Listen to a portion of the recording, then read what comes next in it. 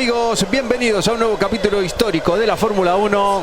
Y qué histórico es este Gran Premio de Brasil de 1989. Estamos en el inicio de una era realmente única e inolvidable para la Fórmula 1. Vemos la imagen ahora de Ayrton Senna con el McLaren. El comienzo en este circuito de Jacarepaguá. Un 26 de marzo de 1989. Una carrera que marcó una época, como decíamos. Una carrera que tuvo un inicio, bueno, una temporada que tenía inicio en esta carrera de Brasil, que venía marcada por un montón de circunstancias, sobre todo por lo que había sucedido en los test, en las pruebas de pretemporada que se habían disputado justamente en este trazado, en este circuito de Jacarepaguá. Todo listo para que comience este Gran Premio. Gracias por estar aquí. Un saludo de Víctor Seara en Carreras de Leyenda, recordando este Gran Premio de Brasil de 1989. Esta iba a ser la última vez que se iba a correr una carrera de Fórmula 1 en Jacarepaguá. El comienzo de la era de los motores aspirados. A partir de este momento se habían prohibido los motores turbo en la Fórmula 1.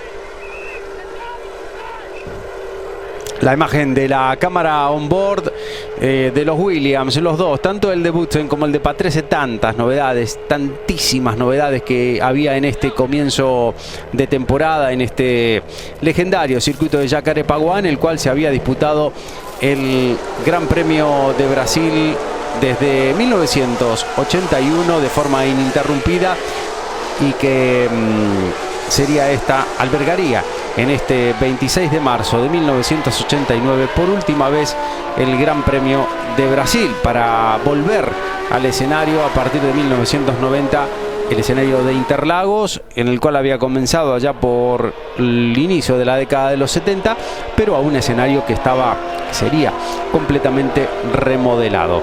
Habían pasado un montón de cosas, como decíamos, tenemos tanto que hablar, les tengo que contar tantas cosas sobre este inicio de la temporada 1989.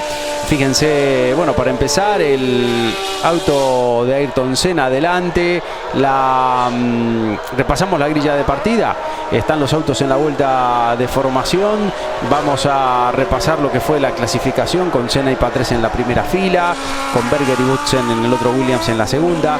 Prost con el otro McLaren había clasificado quinto, ahí está en la recta opuesta, donde estaban la mayor parte del público, todas las tribunas. Escuchen cuando pasaba Senna lo que se oía. Realmente impresionante. Una cantidad de público que superaba los 70.000 espectadores. Increíble en este circuito de Jacarepaguá, donde hubo tantos acontecimientos que tuvieron que ver con la Fórmula 1, con la historia, con gran parte de la historia de la Fórmula 1.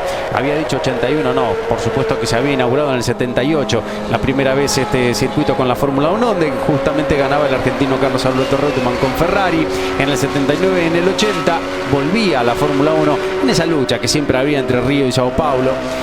Y en el año 1981 ya se disputaría de forma ininterrumpida hasta el 89, hasta esta edición en este circuito de Jacarepaguá. Escuchen el sonido del Renault V10.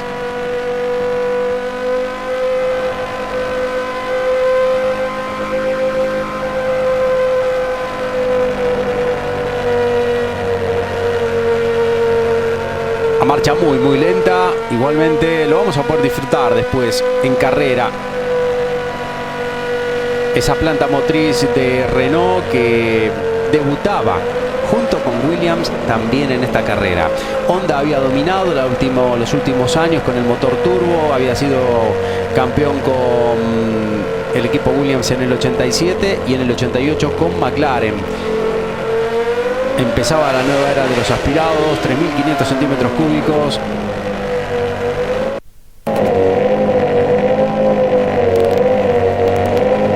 Y todo listo con esa pole, la nueva pole de Ayrton Senna, la número 30 en su carrera deportiva. Ahí estaba el piloto brasileño con ese McLaren que por supuesto seguía estando a la vanguardia de la Fórmula 1, el MP4/5, pero había que tener en cuenta que ya no tenían un dominio, se vislumbraba un dominio que no iba a ser tan apabullante como el que habían tenido el equipo McLaren con Senna y Prost en el año 1988. Mauricio Gugelmin con el March Leyton House, todo listo para que comience la prueba inaugural de la temporada 1989 en Carreras de Leyenda. Comienza la era de los aspirados. Ahí está, empieza la carrera, empieza ahora sí el 89, se quería meter Berger por un lado, no puede, está tapado por los autos de Senna y de Patrese, se mete por adentro y está, se descontrolaba el auto del piloto austríaco y el toque con Senna, Berger y Senna que se tocaban, volaba el alerón delantero del piloto brasileño, ahí estaba, volviendo, bueno, esos metros, recorrido, se metía Mansell, también Boutsen por atrás, algunas partes también que volaban del auto de Gerhard Berger con problemas, una verdadera pena ese toque, no le quedaron metros, le quedó espacio para Ayrton Senna, que ha hecho en medio de un sándwich que le hicieron los autos de Patrese y Berger, no tuvo alternativa que quedarse ahí en el medio, y ese toque que derivaba con el, vamos a ver la repetición desde el auto de Boutsen.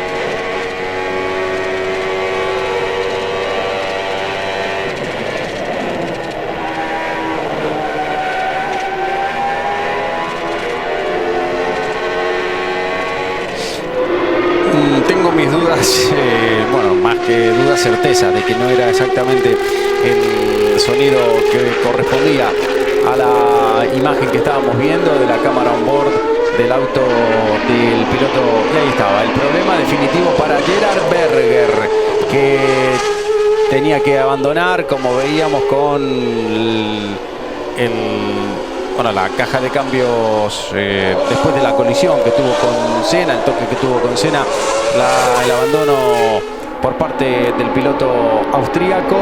Había que también hacer notar la deserción de Luis Pérez Sala con el Minardi Ford, se tenía que retirar en una Fórmula 1 diferente por un montón de cuestiones. Primero vamos a hablar, bueno, de tantas cosas, hablábamos del tema técnico, del tema del debut de los motores aspirados para todos los autos, se acababa, se prohibía el turbo, ahí está.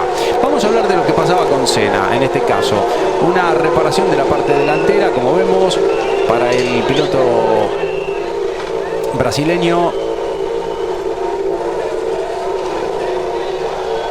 El auto encendido, tenían algunas dificultades, como vemos, con el anclaje de la parte frontal del auto de Senna.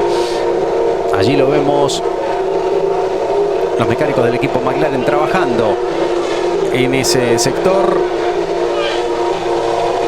y también trabajando en algunas otras partes del auto que fueron tocadas por el incidente que tuvo con Berger. Berger tuvo que abandonar, recordemos, está perdiendo muchísimo tiempo Ayrton Senna, la reparación de emergencia en algunos otros sectores. Era un auto que se estrenaba, el MP4/5 en este caso, un chasis que tenía algunas similitudes en lo que respecta a las medidas internas de lo que era la bañera, el chasis en sí de fibra de carbono, el cuerpo principal del auto, que encima tenía montada la carrocería directamente. En ese caso, bueno, McLaren todavía construía de esa manera. La imagen de Senna, que tiene seguramente una gran desazón, como veíamos, y hablaba con los mecánicos para tratar de ver qué pasaba, si iba a ser posible una reparación más rápida, porque estaba perdiendo demasiado terreno y lo iba a perder sin dudas, porque la carrera seguía con este líder, como vemos, Ricardo Patrese, con el estreno de la dupla Williams-Renault en esta carrera. McLaren con Honda ya había debutado en el 88, habían dominado muchísimo y habían construido un motor V10, misma arquitectura que tenía Renault para esta nueva era que se abría esta tarde del 26 de marzo de 1989 en Jacarepaguá. Se metía Berger, como veíamos, no quedaba espacio para Senna, el alerón delantero que volaba del brasileño, y Berger, que después de ese toque al final se terminaría quedando por esa zona y abandonando definitivamente la prueba inaugural de este año 1989. Bueno, entre las novedades técnicas, entre las grandes novedades técnicas, aparte por supuesto de lo que significaba la supresión del turbo y el comienzo de la era de los aspirados en esa primera carrera del 89, había una innovación técnica que solo tenía el equipo Ferrari y en la cual se había empeñado su ideólogo, el inglés, el británico John Barnard, diseñador de la Ferrari 640. Ahí la tenemos en la imagen, que esta Ferrari era innovadora en sus formas, tenía por supuesto algunos inconvenientes, innovadora en sus formas, pero se había empeñado Barnard en hacer una caja de cambios demasiado estrecha, demasiado angosta, demasiado chica, pero sobre todo tenía una innovación que iba a cambiar la historia de la Fórmula 1 y se estaba estrenando en carrera en este momento con solo este auto que vemos en la imagen.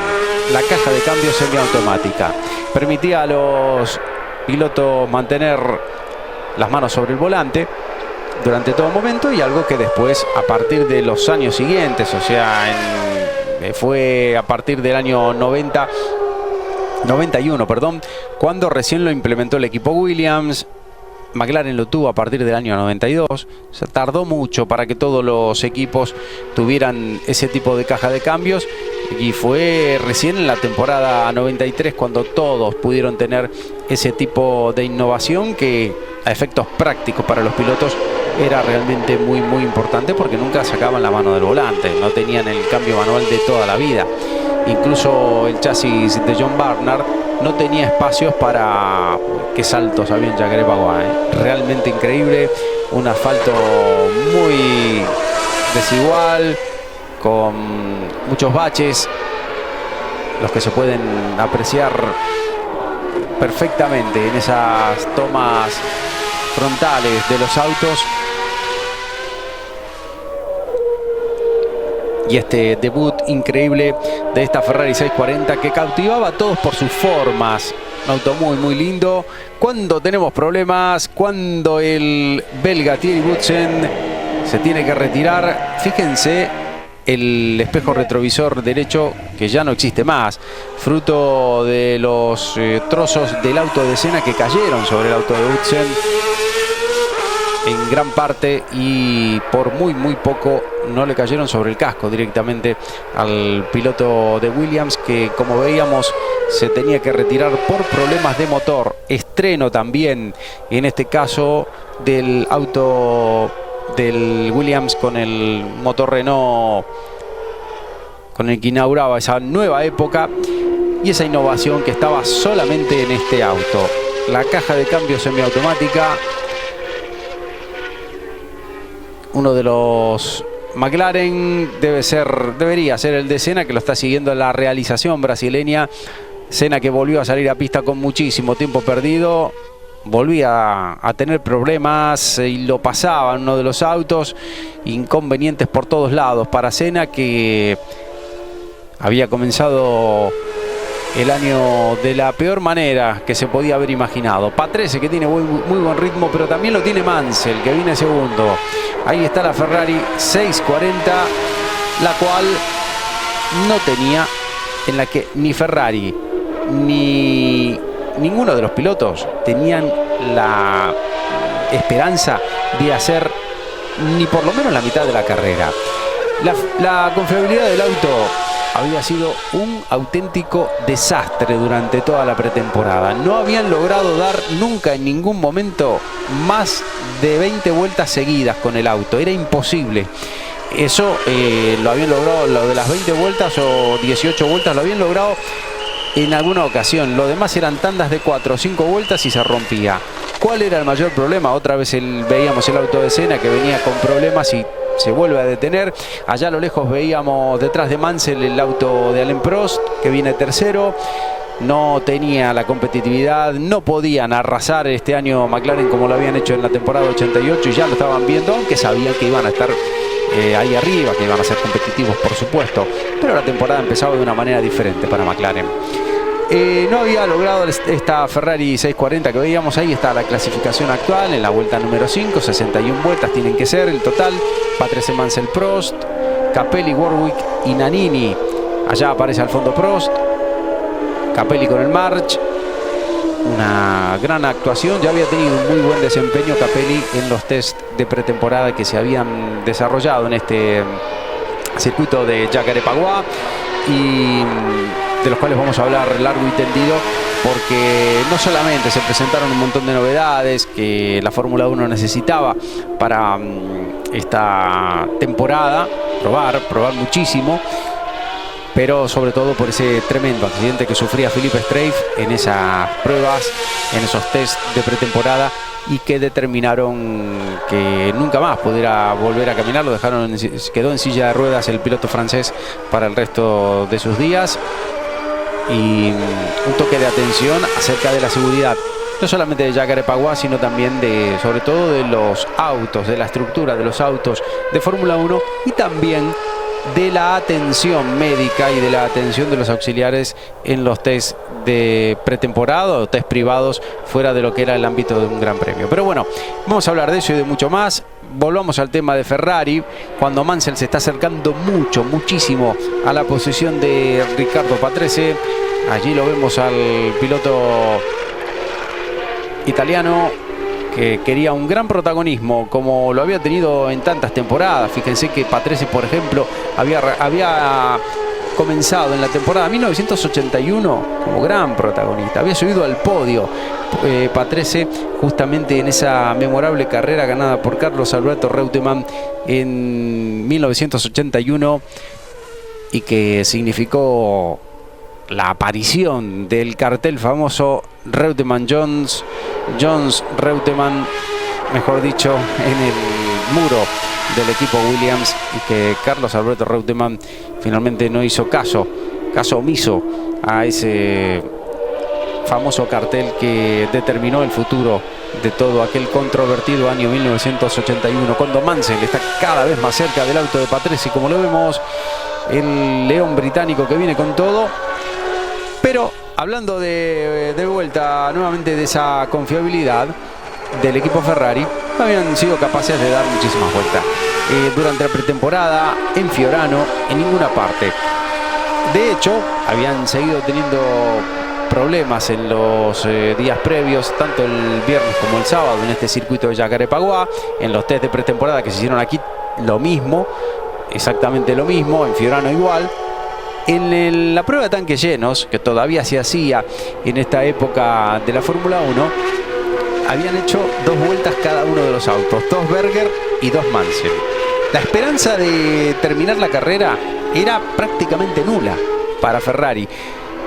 Tal era así que tanto Berger como Mansell habían reservado un vuelo que salía desde el aeropuerto de Río apenas terminaba la carrera, porque le daba tiempo, sabía que iban a abandonar, entonces habían comprado un pasaje de avión para salir mucho antes de lo que iba a salir el resto de la Fórmula 1, porque ellos estaban completamente seguros de que no iban a poder terminar la carrera, pero ni por casualidad, no tenían ni la menor esperanza. Ahí estábamos en la vuelta 6, Mansell estaba peleando la punta del Gran Premio, pero sabían que en cualquier momento iban a tener que empaquetar todo. Uno de los autos ya había abandonado, el de Berger. Está bien que era todo originado por la colisión con Ayrton Senna, pero también era cierto que en ese momento también se había dañado parte de la caja del auto de Berger, así que todo iba más o menos como estaba previsto para el equipo Ferrari, porque uno de esos autos ya estaba afuera, y este milagro de Mansell hablaba a las claras de que era un auténtico, un milagro estar ahí, sobre todo esas 6 o 7 vueltas, y se vislumbraba que en cualquier momento iba a caer el final. En el equipo Ferrari incluso llegaron a hablar de la posibilidad de ponerle muy poco combustible al auto para ser protagonistas especiales durante la primera parte, y luego, como el auto iba a abandonar, se iba a romper seguro, por lo menos figuraban en el arranque y daban tenían un buen papel en ese momento. Al final no tomaron esa decisión y se reveló como algo muy acertado, pero lo vamos a ir viendo después, por supuesto, en el desarrollo de este Gran Premio de Brasil. Cuando veíamos en esa toma aérea a Senna, que venía recuperando, pasando autos menos competitivos, pero con 2 vueltas menos. Ayrton Senna en este momento sin prácticamente ninguna posibilidad de poder recuperar todo el terreno. Ahí estaba Senna pasando a uno de los Lotus que estaba en ese año con el local, Nelson Piquet. Ya era recorrido hacía un par de años Nelson Piquet, y también, bueno, conformando equipo con el japonés Satoru Nakajima. Lotus que ya no tenía los motores Honda. Nakajima seguía, pero no tenía motores japoneses, recordémoslo. Bueno, vamos a hablar. La vuelta número 10, el milagro del equipo Ferrari que parecía que continuaba, nadie lo podía creer. Se esperaba en el equipo en cualquier momento la rotura, sobre todo de la caja de cambios, que era el gran problema que tenía el equipo Ferrari en este comienzo del año 1989. Pero ahí seguía. Ya habían cumplido una sexta parte de la carrera, estaban peleando la punta. Patrese, que parecía que tampoco se podía escapar demasiado. Otra vez la imagen de Senna recuperando muchísimas posiciones, pero muy atrás el piloto brasileño. Asomaba Prost, como veíamos allá, estaban pasando por la recta principal nuevamente. Circuito muy ancho este de Jacarepaguá, con curvas redondeadas, con curvas de mucho apoyo, mucha fuerza G, se hacían sentir en muchas ocasiones.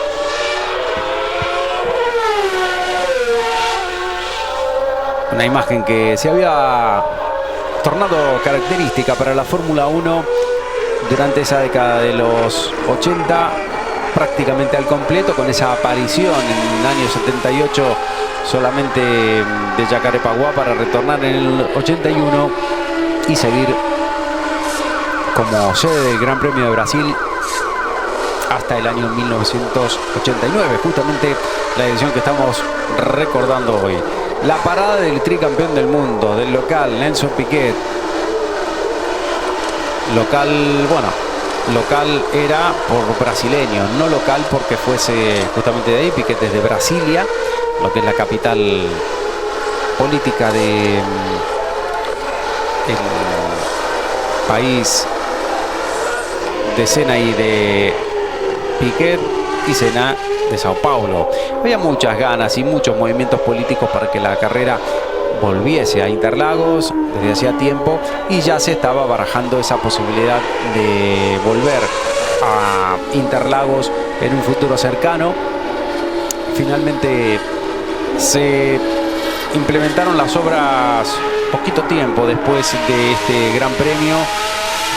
Se hizo toda la remodelación del trazado de Interlagos y estuvo listo para el mes de marzo de 1990, cuando se disputó la que fue la segunda carrera del campeonato siguiente a este.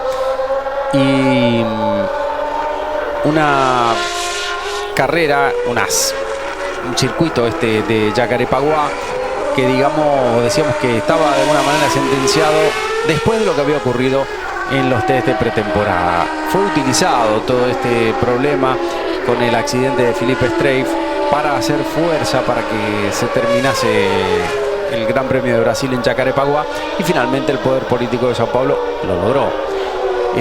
Nunca más se volvió a correr en Jacarepaguá, y lo que ocurrió en esos test de pretemporada, bueno, fue utilizado. Hubo quejas para todos lados.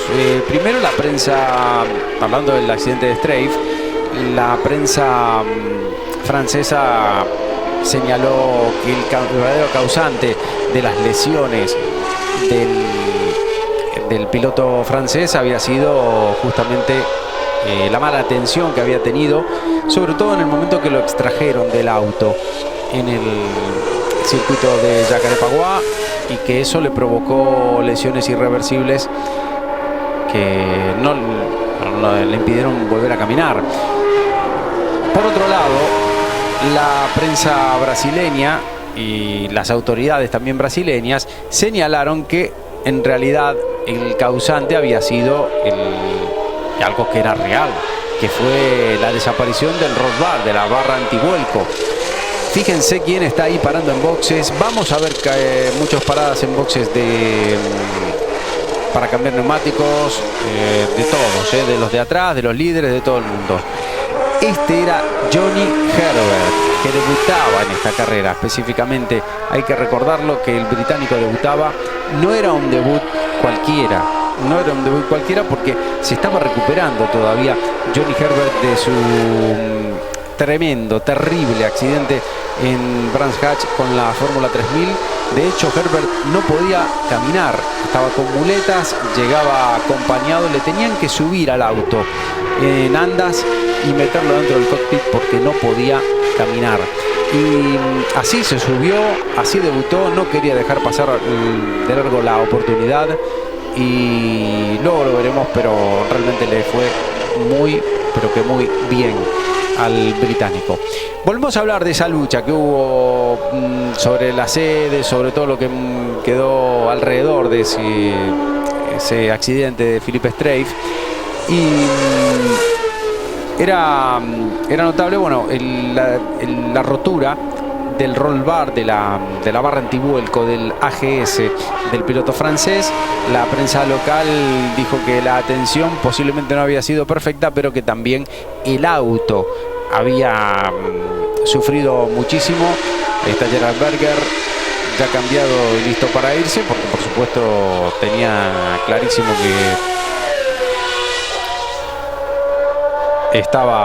que seguramente estaría preparado también, como estaba esperando todo el equipo a Mansell. Era imposible que esa Ferrari 640 siguiese en carrera, y ya habían pasado 13 vueltas hasta este momento. Que el milagro se estaba haciendo cada vez más grande. Llegar a la mitad de carrera era una auténtica odisea. Sin embargo, ahí estaban. Bueno, volvemos a hablar del tema de Jacarepaguá y su sede. Entonces, una cosa que se pudo constatar perfectamente fue la destrucción casi total del auto de Philippe Streiff, del AGS, en la parte trasera. Desapareció todo lo que desde donde va la espalda del piloto hacia atrás, quedó hecho un amasijo de hierro, con el motor todo retorcido, y no tenía absolutamente nada de la barra antivuelco. La falta de seguridad, la falta de crash test en este sentido específicos de la FIA en este apartado, hicieron que a partir de eso se reaccionara. Pero Philippe Streiff fue el que tuvo que pagar el precio con ese accidente tremendo en el que voló por encima de guardrail y quedó atrapado en posición invertida con todo el peso del chasis, y lo que afectó directamente a la movilidad de sus piernas posteriormente. La parada de Alain Prost con el McLaren número 2. También hay que recordar que Ayrton Senna debutaba con el número 1, lo estrenaba justamente en esta ocasión. Mientras sigue la persecución de Patricia Mansell. Y este es Nelson Piquet. Se terminaba la carrera rápidamente para el piloto de Lotus, el tricampeón del mundo, con problemas de alimentación. Hasta ese momento los que habían abandonado eran Boutsen, Martini, Berger y Luis Pérez Sala. Vuelta número 15 ya de este Gran Premio de Brasil de 1989.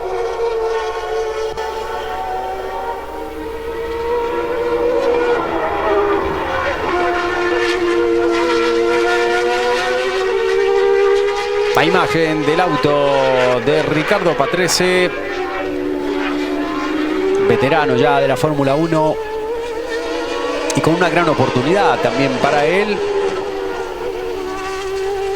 El auto de Senna que seguía recuperando lo que podía, muy buena velocidad, pero por supuesto 2 vueltas perdidas, prácticamente sin ninguna posibilidad de entrar en los puntos.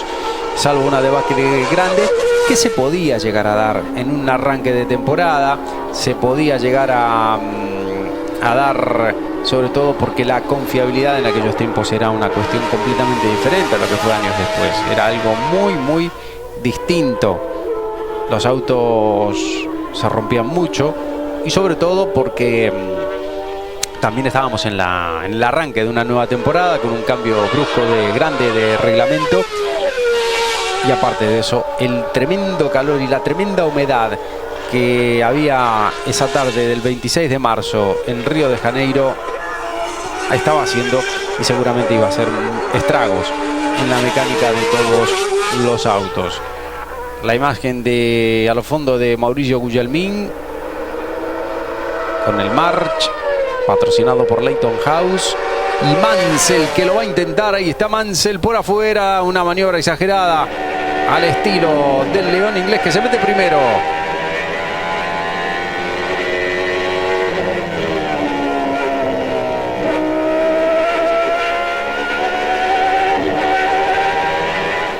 Las vibraciones, por supuesto que no había dirección asistida, por lo tanto los pilotos tenían que hacer mucha fuerza con esas ondulaciones, con esas curvas.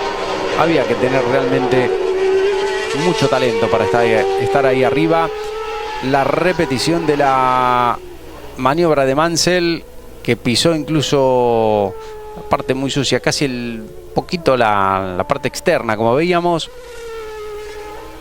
y lo pasaba definitivamente por fuera a Riccardo Patrese. Ahí están llegando a uno de los rezagados. Y otra de las cosas que teníamos que destacar de este comienzo de temporada 1989, cuando vemos la parada de Iván Capelli, una de las grandes revelaciones en esa nueva generación que llegaba a la Fórmula 1.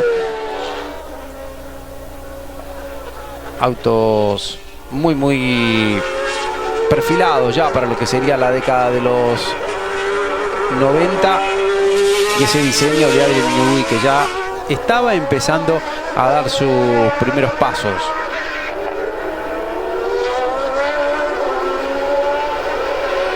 En la Fórmula 1, Mansell, que se escapa de Riccardo Patrese. La incredulidad del equipo Ferrari y hasta de otros equipos que habían visto el calvario que había pasado, por el que había pasado el equipo Ferrari, pero no se animaban a apostar sobre lo que podía llegar a pasar con esa Ferrari 640 y ese cambio tan frágil que habían estrenado a partir de ese año. Finalmente hablábamos de los test de pretemporada. Esos test en los que tuvo el accidente Strafe fueron los últimos que se disputaron en este circuito, a la misma vez que fue la última vez que hubo test fuera de temporada, fuera de los grandes premios en Brasil. Nunca más volvió a haber entrenamientos. Se terminaron aquella vez cuando se solía probar, sobre todo en Jacarepaguá, desde hacía varios años. Venían a probar en condiciones de calor equipos importantes desde el año 1978.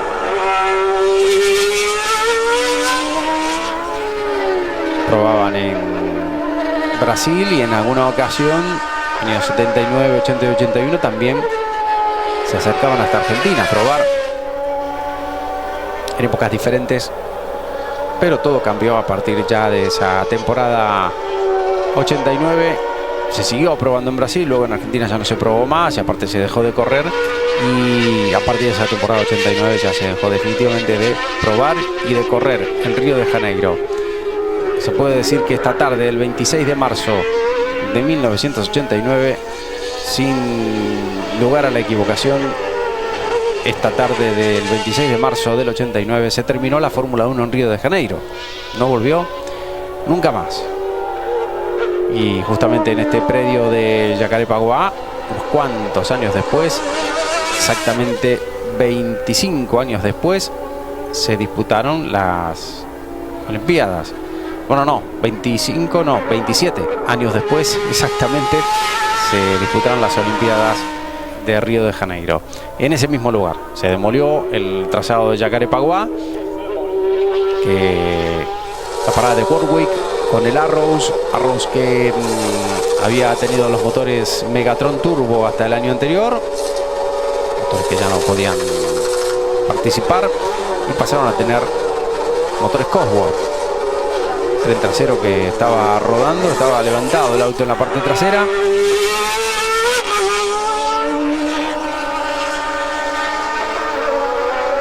El auto de Mansell que seguía y seguía y no se rompía. Ahí estaba, ahí radicaba uno de los grandes enigmas a esta altura de la carrera. Ya estábamos llegando casi a una tercera parte de la misma y no había ningún tipo de novedad. Un año en el que dijimos antes había muchas novedades y entre ellas fue el récord absoluto de equipos participantes en la Fórmula 1. 20 equipos se presentaron en este Gran Premio. Increíble. 38 autos queriendo correr este Gran Premio de Brasil. Qué diferencia, ¿no? Año 2017, por ejemplo, para la Fórmula 1 desde hace varios años, solo con 10 equipos. Exactamente la mitad. Eso quería decir de que había que disputar preclasificaciones para que puedan entrar los 26 que podían correr. Los equipos participantes: McLaren, Ferrari, Williams, Lotus, Tyrrell, Benetton, March, Leyton-House.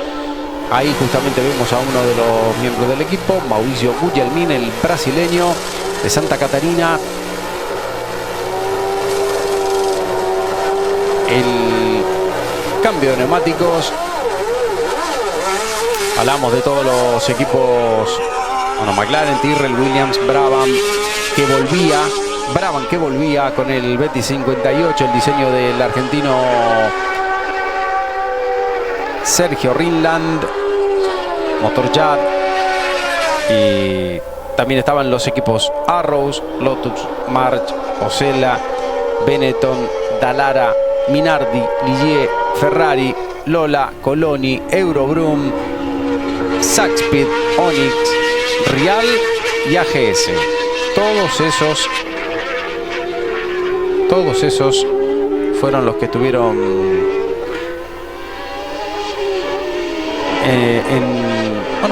queriendo participar. No podían participar todos.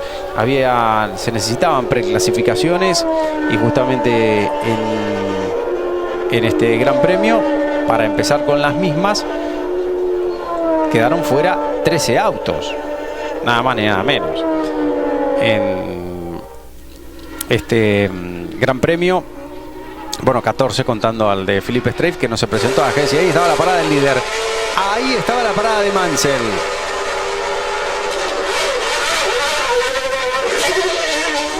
La parada del León, la parada del León británico.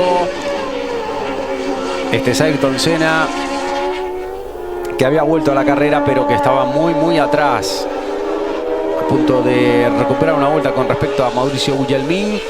Tenía la velocidad del auto de Senna, el MP45, pero por supuesto recuperar todo eso era prácticamente imposible.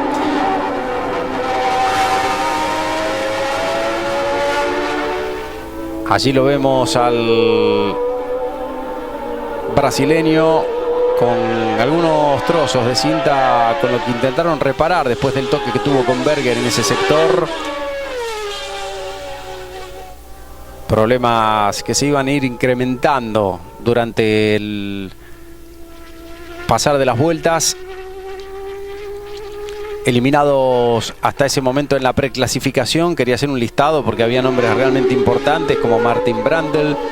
Estos eran los que habían participado en la preclasificación y habían quedado eliminados: Alex Caffi, Piercarlo Ghinzani, con años ya de Fórmula 1, el alemán Borket Weigler, el francés Rafanel, Joachim Winkelhock, el hermano de Manfred Winkelhock, que había muerto ya hacía 3 años en un accidente en Sport Prototypes en Canadá, Aguri Suzuki, Stefan Johansson, Bertrand Gallot y por supuesto el hombre que no había podido participar directamente en el Gran Premio, que era Philippe Streiff.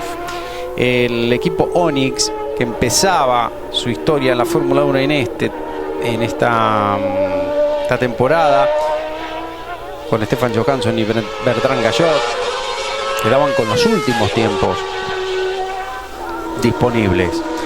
El equipo Eurobrum se presentaba solamente con Gregor Foytek, que también había participado a un intento en el 88 y que en el cual, recordemos, había participado el argentino Oscar Larrauri, que en esta temporada 89 también intentaría participar. Y digo intentaría porque se presentó en algunas ocasiones, no en todas, no en esta de Brasil, por ejemplo, pero no pasó de las preclasificaciones. La parada de Iván Capelli, la segunda para el italiano. En la preclasificación, los que quedaron adentro fueron Brandel, Modena, los dos con el Brabham, los más rápidos de la preclasificación. Foytek con el Eurobrum, el único. Nicola Larini con el Osella y Bernd Schneider con el Saxpeed, uno de los Saxpeed. El otro era el de Aguri Suzuki. Quedaron fuera con motor Yamaha. Los Saxpeed en aquel año 1989. Y en la clasificación quedaron otros 4 pilotos eliminados. Clasificaron 30 y solo podían correr 26. La repetición de algo, ahí hay problemas para uno de los March, los Leyton House, con inconvenientes como veíamos para exactamente el auto de Iván Capelli, con la rotura de una suspensión. El auto del italiano, que dictaminaría su abandono inmediato en este Gran Premio. El líder Patrese, con una estrategia diferente, y un Alain Prost que se iba asomando lentamente. No, era Senna. A ver, vamos a verlo. Tiene que ser Prost. Y es Prost. Exactamente, no puede ser Senna, que venía recuperando, sino que era Prost, que ya estaba ahí atrás, pero el ritmo de Patrese venía cayendo poco a poco. Vamos a bordo con él. Ahí está Prost adelante, se mete primero por ahora el piloto francés.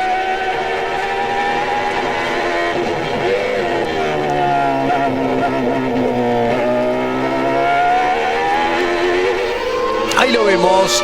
Ahí está el nuevo líder. Fíjense, venía haciendo una carrera al estilo de Prost, sin hacer demasiado ruido, tranquilo, de atrás para adelante, empezando a mejorar el ritmo paulatinamente, cuidando el medio mecánico, cuidando neumáticos. Y el francés, que lo intentaba, protegía muy bien Patrese, pero salió de la succión en el lugar indicado. Lo superaba perfectamente y ya le sacaba en menos de una vuelta muchísimo terreno. El que había sido líder de este Gran Premio de Brasil durante la primera parte de carrera, luego había cedido ese liderato a Nigel Mansell, pero Mansell paró en boxes, cambió neumáticos y siguió en carrera, pero venía detrás de estos dos.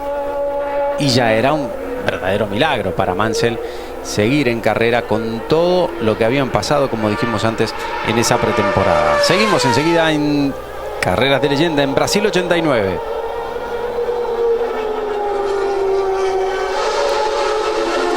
Ahí estaba la rotura de suspensión del auto de Iván Capelli, que determinaba ese definitivo abandono del hombre de March, Leyton House. Antes les estaba por comentar los que habían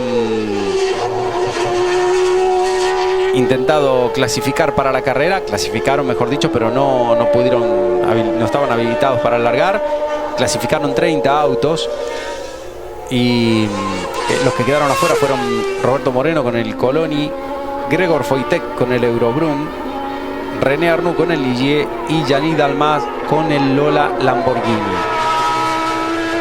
Todos esos quedaron fuera.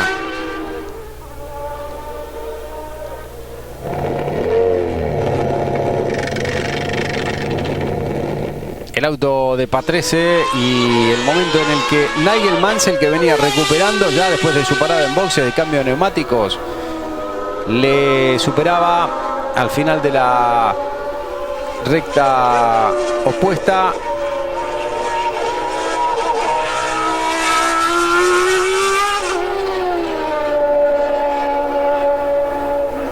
Ahí lo veíamos a Alain Prost, el nuevo líder. Va a entrar en la curva número 6, la curva azul. Luego se va a ir para la zona de una curva bastante amplia, redondeada, como tantas de este trazado paulista. Paulista no, perdón, Carioca. Paulista es Interlagos, justamente. Curva número 7, luego Amoret, la número 8, la curva de la Lagoa, la número 9.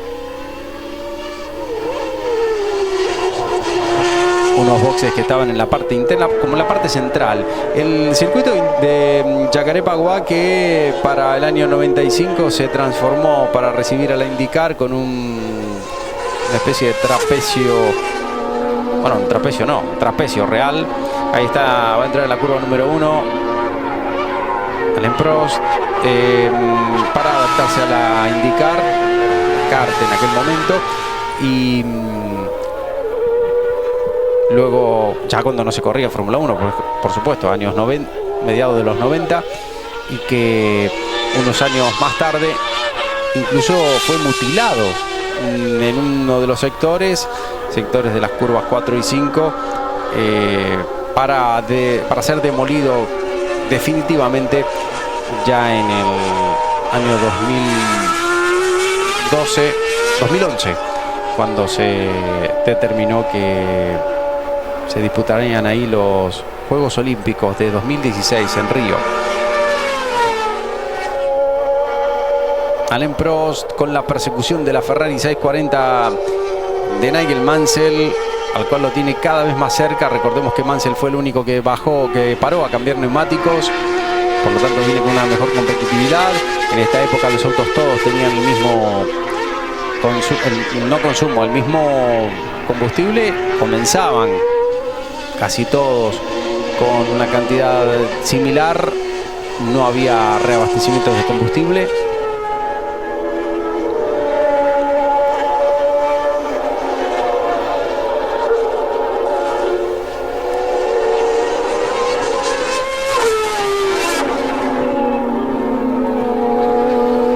Y el récord de vuelta para Mansell en la vuelta 22.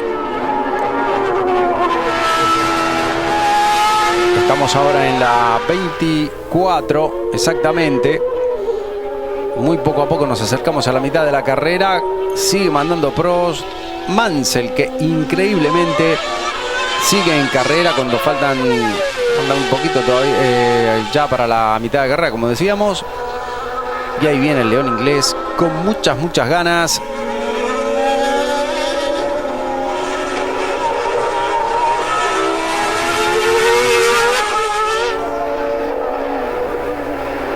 Están en la recta opuesta. No va a poder intentarlo, por lo menos por ahora.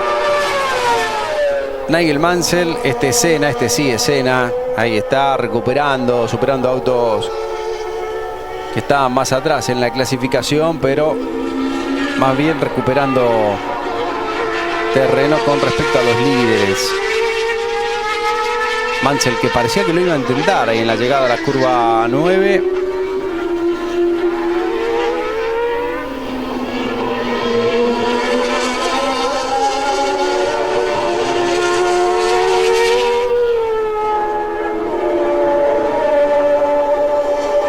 Ahí estaban, pasaban por la 10 y ahora se metían en la última curva, la 11, la curva de la victoria, como se llamaba, recta principal. Es bastante probable que Mansell lo intente en el siguiente paso por la recta opuesta.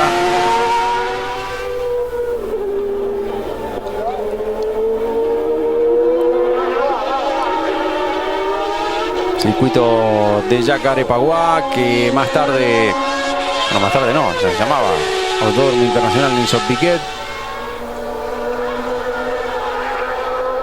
En el barrio justamente de Jacarepaguá, y está Mansell, lo va a intentar, pero claro, tiene a Prost, no se lo va a poner fácil, por supuesto. Construido en unos terrenos pantanosos que ya habían sido acondicionados en esa especie de triángulo que había quedado ahí. Estaba Mansell superando a Prost y metiéndose primero nuevamente. Recuperaba la punta el piloto británico y la Ferrari 640, que llegando ya poco a poco hacia la mitad de carrera vuelve a la punta y seguía sin romperse. No se lo podían creer en Ferrari, pero esperaban que en cualquier momento les diera la sorpresa. Bueno, que no sería tan sorpresa para el equipo Ferrari. La sorpresa era que siguiera ese auto andando.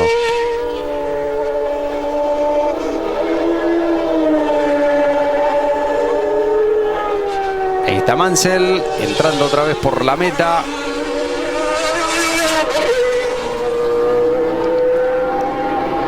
Pasando por delante de los boxes. Problemas para uno de los Brabham. Veíamos el Brabham de Martin Brundle con inconvenientes. Se quedaba definitivamente. Algunos rezagados para Mansell, mientras Prost, como vemos, no le puede seguir ni de cerca el ritmo endiablado del león británico.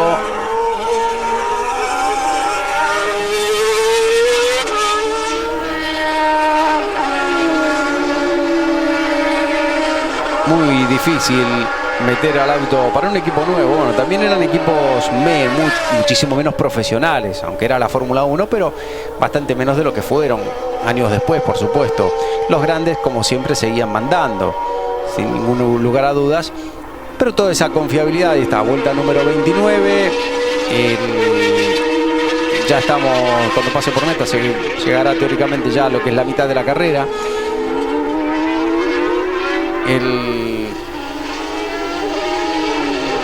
Ahí está Mansell con un par de rezagados adelante. Uno es Nakajima y el otro es el Rial de... Tiene que ser el de Christian Danner, el único que estaba habilitado para correr. Rial Ford. Muchos equipos que tuvieron que recurrir, como en viejas épocas, en otras décadas, al motor Cosworth. Vamos a bordo con Patrese.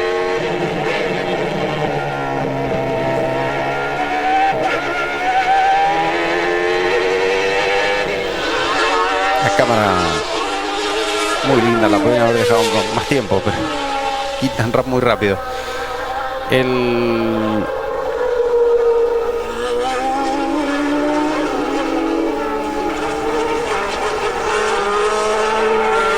Ahí lo vemos, el auto de Mansell otra vez.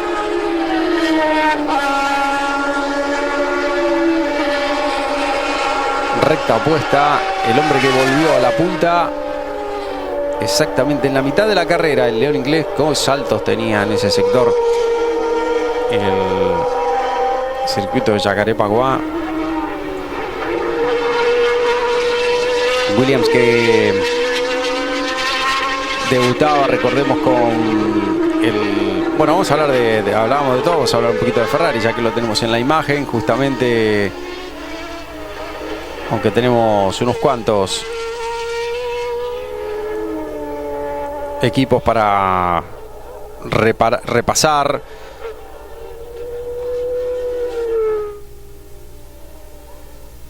En la imagen, otra vez, Ayrton Senna, que siempre... Bueno, lo meten en esos planos aéreos casi siempre. El brasileño que lo intentaba todo, pero sabía que era prácticamente imposible poder recuperar. El que va adelante en ese momento del pelotón, bueno, va un Benetton, por supuesto, adelante del auto de Senna, pero más adelante el que va Ahí debería ser, si no me equivoco, a ver, debería ser uno de los Tyrrell.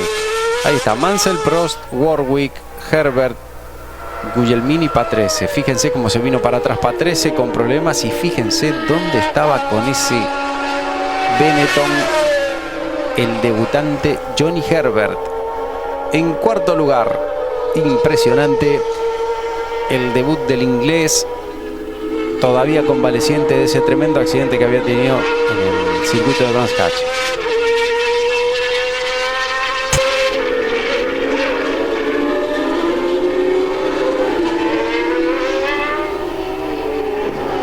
Ahí estaban superándose varios. Uno de los Tyrrell, bueno, uno de los March, que debería ser el de Guglielmin. Uno de los Tyrrell que no se divisa bien cuál es. El Benetton, que puede llegar a ser o bien de Herbert o bien de Nannini. Y un nuevo paso por la meta de Nigel Mansell.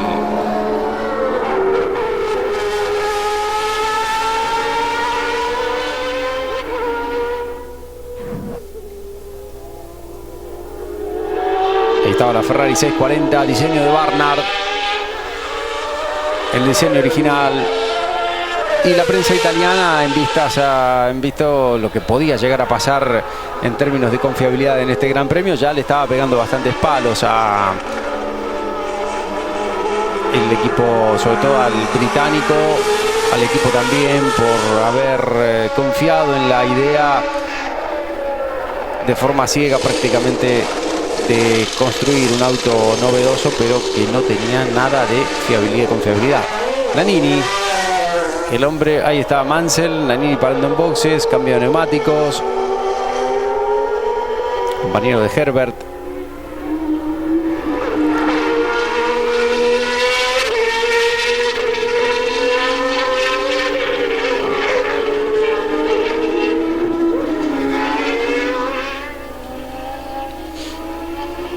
Ese es Mauricio Guglielmin y uno de los Tyrrell que, si no me equivoco, es el número 4 de Michele Alboreto.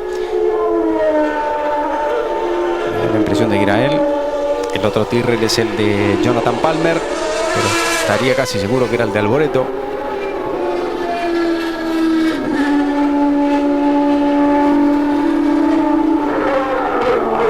Nuevamente por la meta el británico Nigel Mansell. Eccleston, que había vendido el equipo Brabham a finales del 86 y que no había corrido en el 88, volvía esta vez con nuevos dueños en ese auto diseñado por Ringland, el BT58 con motores Judd, con Brandel y Modena como pilotos. Autos que esperaban tener una temporada por lo menos sin sobresaltos, pero tenían que pasar esa especie de infierno que era la preclasificación, trabajando los viernes desde muy temprano, un formato de fin de semana que no tenía absolutamente nada que ver comparado con lo de los demás.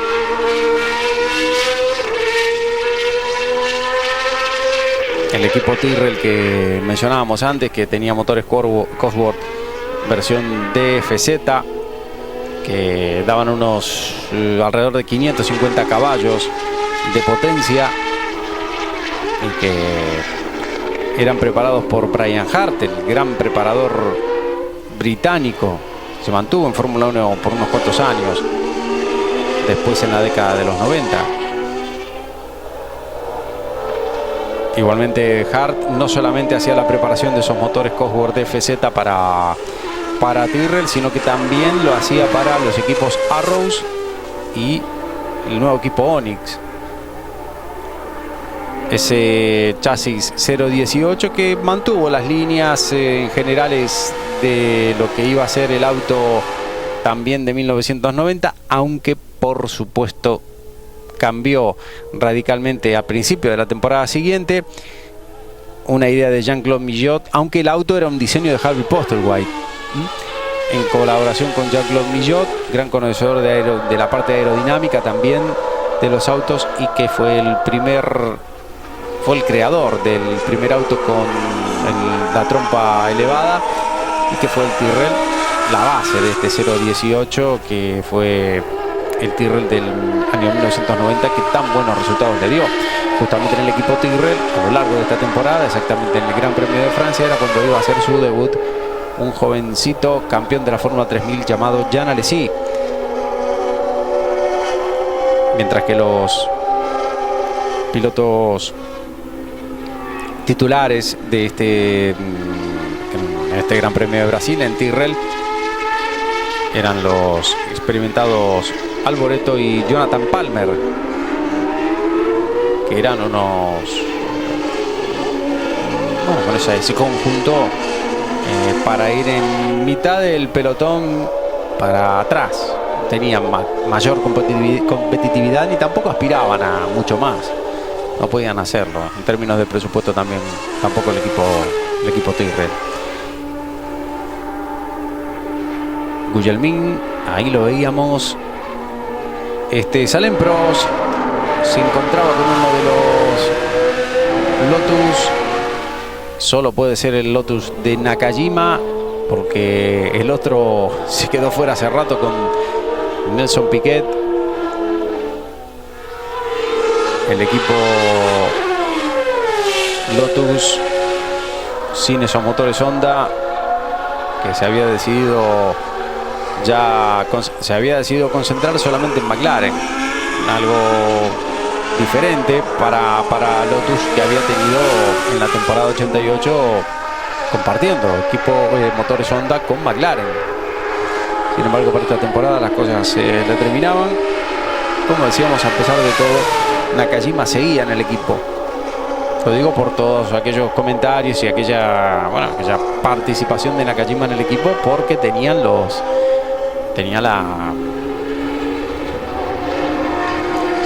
participación en el equipo merced a esa presencia de Honda. Honda estaba porque Nakajima estaba, y Nakajima estaba porque estaba Honda. Sin embargo, se tuvieron que conformar con los motores de John Judd, el preparador inglés, siguiendo con la misma formación de pilotos, y haciendo debutar el Lotus 101, obra de Frank Derny. Y la intención no podía ir más allá. De hecho, la única aspiración de Lotus era ser el mejor de todos los que tenían el motor Judd en esa temporada 89. Esa era la única aspiración. Lo tenían el equipo Eurobrum, el equipo March, Leyton House, y lo tenía el equipo Brabham también. Aspirar a algo más que eso para el equipo Lotus era prácticamente imposible. Luego fueron cambiando, y luego vino la decadencia total del equipo. Fueron cambiando motores, quiero decir, durante las temporadas siguientes, y vino la decadencia total hasta su desaparición completa en la temporada 1994. Ese es el Arrows de Warwick. Arrows, que tenía como pilotos a Derek Warwick y Eddie Cheever, el italoamericano, aunque durante esa temporada 89 ya hizo su debut un jovencito llamado Martin Donnelly, que justamente fue a parar al equipo Lotus a partir de la temporada siguiente. Lotus con Lamborghini, y que fue justamente, tristemente, con el auto en que tuvo su tremendo accidente que termina sin su carrera deportiva en la Fórmula 1 en Jerez en 1990.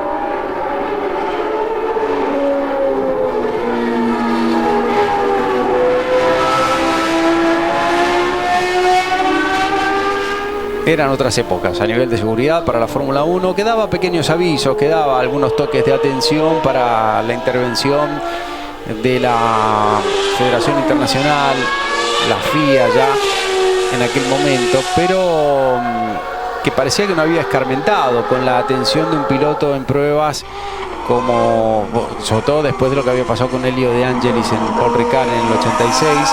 Se habían mejorado cosas, pero no se había hecho un trabajo perfecto, evidentemente, sobre todo por cómo, bueno, todo lo que se derivó del tremendo accidente de Strafe, que por una parte el auto no, la seguridad pasiva del auto no era la ideal, y por otro lado la intervención de los auxiliares no fue la correcta y terminaron por complicarle definitivamente su imposibilidad de caminar por el resto de su vida a Philippe Strafe, que terminó en esas pruebas carrera como piloto de Fórmula 1.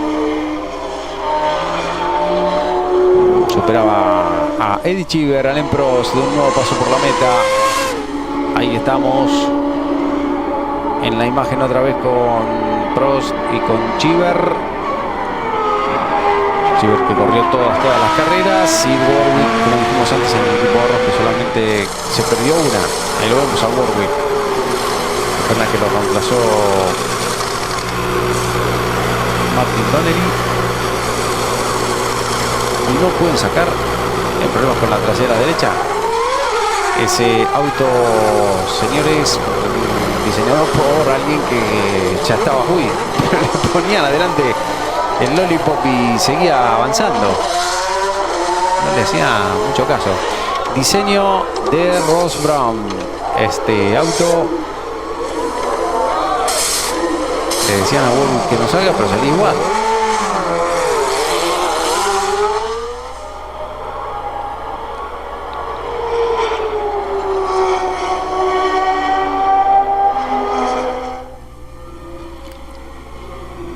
El March de Mauricio Gugelmin, tercero.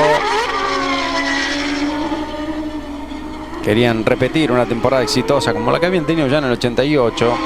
Capelli había subido un par de veces al podio en el 88. Gugelmin estrenándose en Fórmula 1 y tratando de estar lo más adelante posible. Tenían muchas esperanzas en ese March CG 881, recordemos, proyectado por Adrian Newey, y que tenía el motor Jar. Ahí está la parada de Gugelmin, un V8 de 76 grados, chiquito, angosto, y que tenían la esperanza de que le dé un resultado parecido al que le había dado el año anterior. Ahí salía Gugelmin. Se preveían 2 paradas para los que querían hacer algo y las estaban cumpliendo casi todos. El equipo estaba todavía choqueado por la muerte del team manager de César Garibaldi, y justamente la denominación del auto CG881 era en homenaje a César Garibaldi. Y por ese entonces en el equipo March había una gran lucha de poder entre quien era el hombre fuerte de la casa patrocinadora, que era Leyton House, llamado Akira Akagi, que quería controlar el equipo y al final lo terminó controlando. El magnate, problemas para el auto ese debería ser, vamos a hacer el repaso, pero tiene que ser Bernd Schneider, exactamente, con Zack Speed, que colisionaba con el Arrows de Eddie Cheever. Ahí estaban hablando, se abrazaban, todo bien, no pasaba nada. Pero venía mal Eddie Cheever, con algunos dolores, se caía directamente. Más que abrazarse, se venía cayendo. Y se vuelve a caer también, otra vez Eddie Cheever.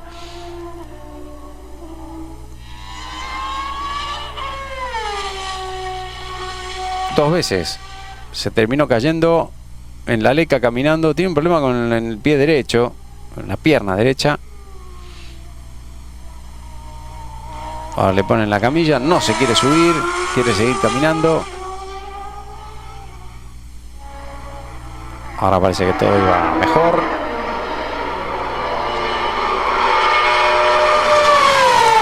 No hubo problemas posteriores, por supuesto, para De Chiver.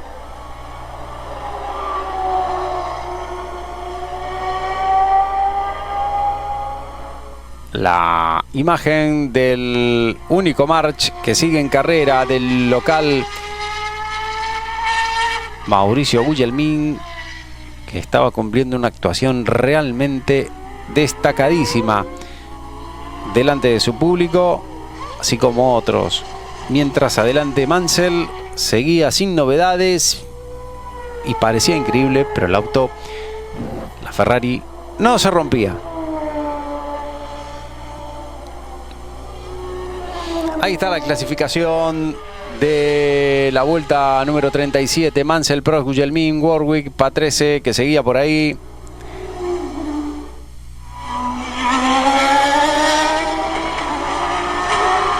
Empezaban a creer poco a poco en el milagro. Empezaban a pensar de que podía llegar a ser una realidad lo que estaban viviendo con Mansell.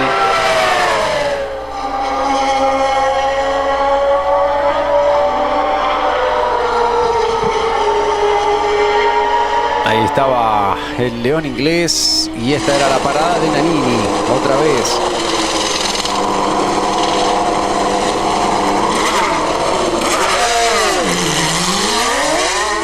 La detención del italiano.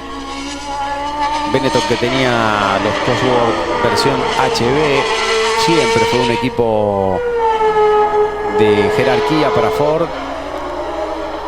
Alessandro Nannini era el primer piloto del equipo y tenía a su lado, como dijimos, ese joven talentoso inglés que se estaba recuperando todavía del tremendo accidente en la Fórmula 3000 el año anterior en Brands Hatch, llamado Johnny Herbert. Se había preparado de la mejor manera para por lo menos sentarse, o que lo llevaran y lo sentaran en el auto. En términos de chasis, hay que decir que el equipo en esa primera parte del año iba a usar el modelo B188 y en la mitad de año iba a tener preparado el B189, obra por supuesto del sudafricano Rory Byrne. Iba a marcar también una época dentro del equipo Benetton.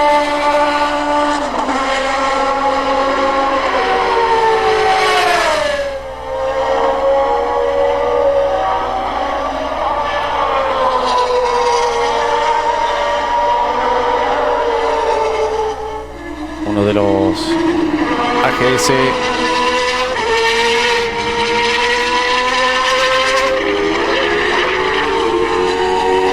perdón, Larousse, no confundir. He hecho un poco de lío.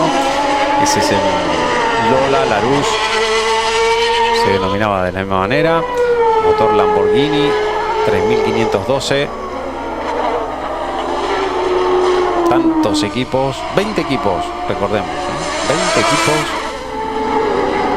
El equipo Euro 1, justamente formado por Foytec, que fue, bueno, que estuvo presente intentando clasificar Foytec entre las carreras 1 y 11, y Oscar Larrauri, que lo intentó en las carreras, entre las carreras 12 y 16.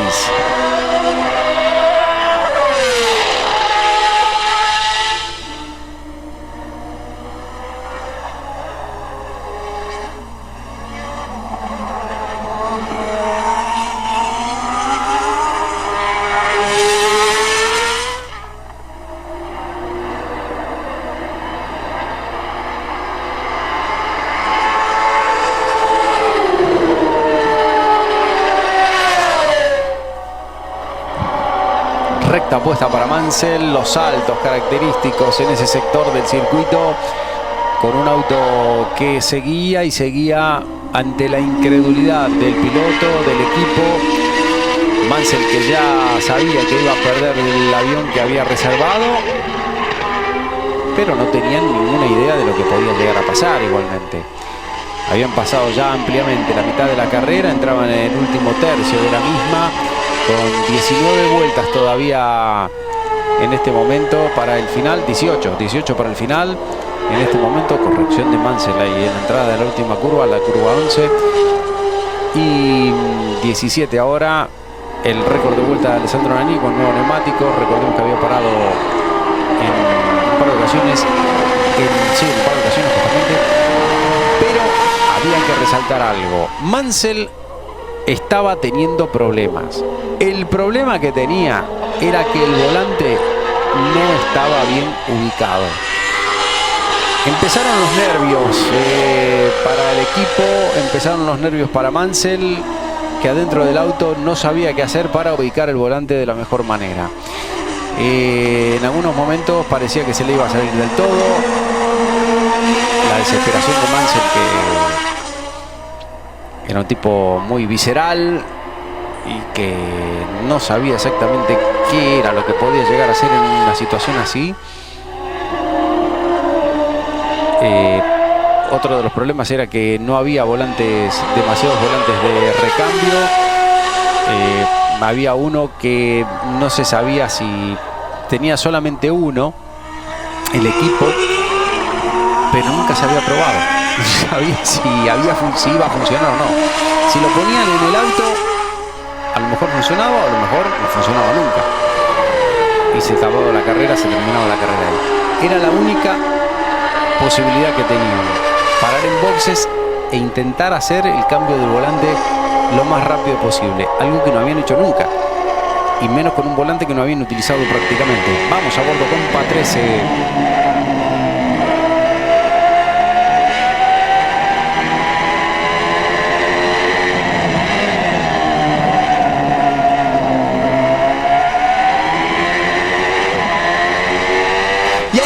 Ahí está el problema de Patrese. Ahí está, le trae Barnard el otro volante. Está Mansell, tira el otro volante. Ahí está Joan Vila del Prat, jefe de mecánico del equipo Ferrari, que le mete el volante a Mansell. No entraba el volante, le pegó un golpe tal Vila del Prat al volante, que se hizo una marca, se abrió la mano, una marca que conserva todavía en la mano hasta hoy en día. Y Mansell, cambio de neumáticos y cambio de volante. Aunque no lo pudieran creer, le pasaba de todo al equipo Ferrari, pero lo raro era que seguía estando ahí. Eso era lo increíble.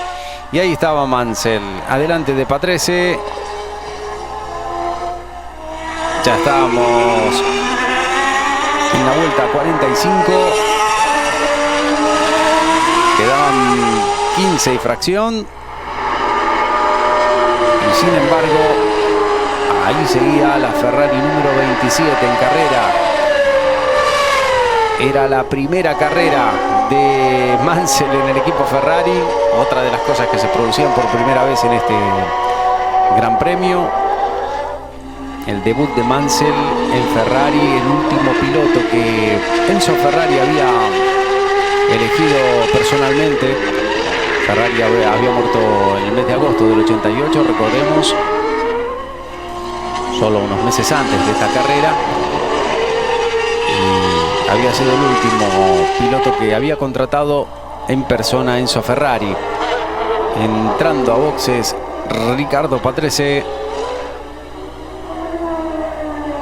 que ya venía también con algunos problemas de alternador y que iban a marcar definitivamente su carrera, su Gran Premio de Brasil 89.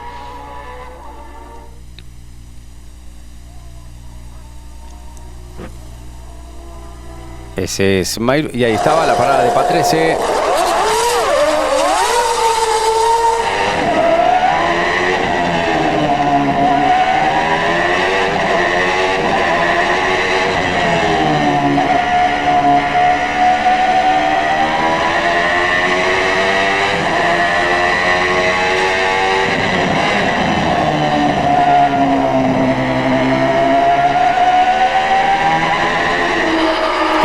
Bastante nítida la cámara, que no lo dejaran más. Este era Prost. asomaba ya por ahí detrás Nigel Mansell otra vez. Después de 2 paradas de Mansell, después de una de Prost, recuperando el león inglés. Prost, que trataba de mantener una diferente estrategia frente a una estrategia de 2 paradas para Mansell. Uno de los Dallara. El de Andrea De Cesaris. Gran animador ya desde hacía una década de la Fórmula 1. Con Mansell que viene pegado al auto del italiano. Y por ende también pegadito al de Prost. En cualquier momento ahí estaba Mansell superando a De Cesaris. Y dispuesto en cualquier momento a atacar el auto de Alain Prost. Habían vuelto en esa temporada las tomas de aire para los inyectores en la parte central del auto, arriba de lo que era una barra de antivuelco que no tenía nada que ver con la de los carteles posteriores, por supuesto, que vinieron años siguientes a la Fórmula 1. En el caso de Ferrari, 2 tomas de aire a los costados de la barra que fue reemplazada por una toma central más adelante. Ahí está Mansell, se va a meter otra vez primero, lo va a intentar con el francés en el mismo sector de la recta opuesta. A ver cuando lleguen hacia la curva de Sul. Y ahí estaba Mansell. Escuchen las tribunas. También hinchas de Ferrari en Brasil, por supuesto.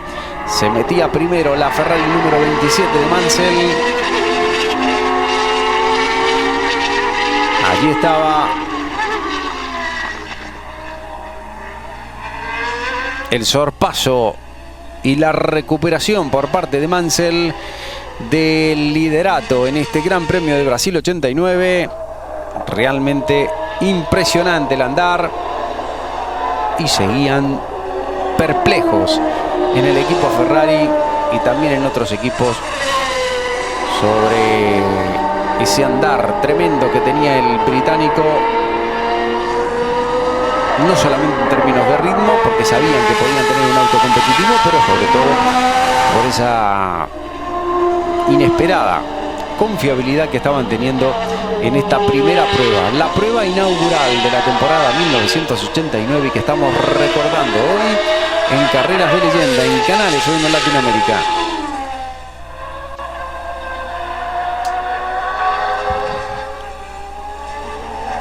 La imagen de Mansell, la imagen del hombre milagro en este Gran Premio de Brasil 89. Primera curva de la carrera, se tocaron, y fíjense, el récord de vuelta. Patrese que solucionaba momentáneamente sus problemas de alternador, cambiando neumáticos hace un par de vueltas. Mientras su compañero de equipo, Boutsen, tenía que abandonar, recordemos, la primera parte de la carrera, problemas de motor.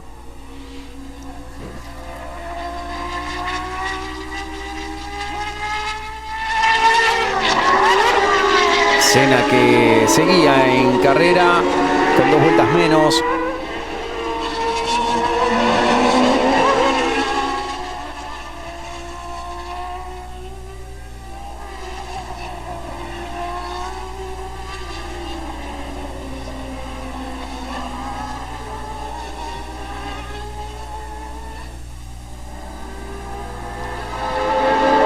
Justamente viene Prost y allá detrás aparecía el McLaren número 1 de Ayrton Senna.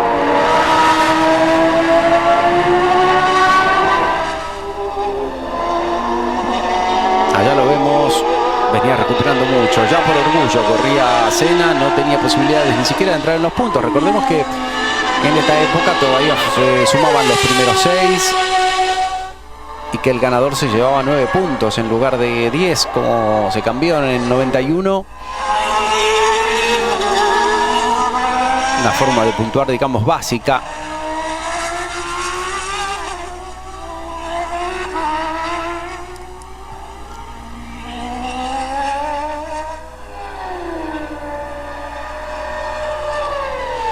Y ahí estaba, con 48 vueltas. Dentro de poquito vamos a llegar a las 10 finales. El liderato de Mansell. El muy buen desempeño de Semarch CG 881.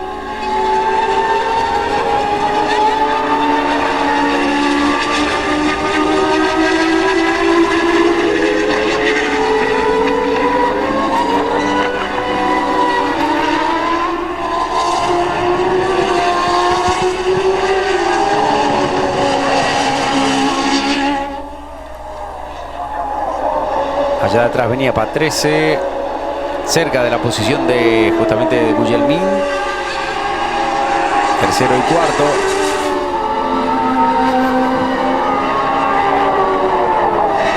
A bordo con Patrese.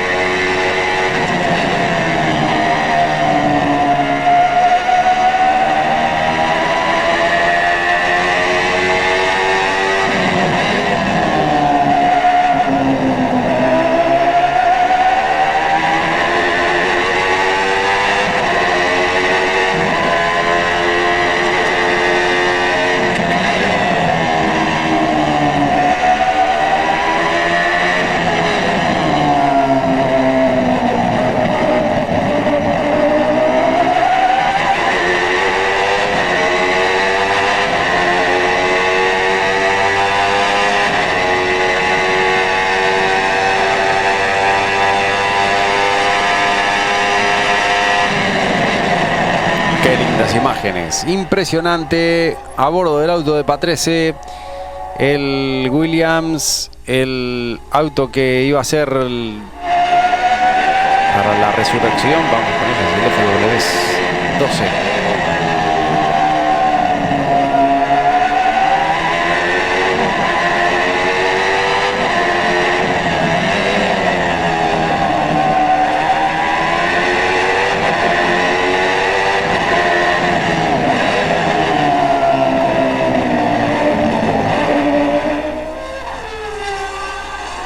Si fuera por mí, podrían seguir varias vueltas porque es para disfrutar. Aparte era muy buena la imagen. Año 89 ya eran muy buenas las imágenes.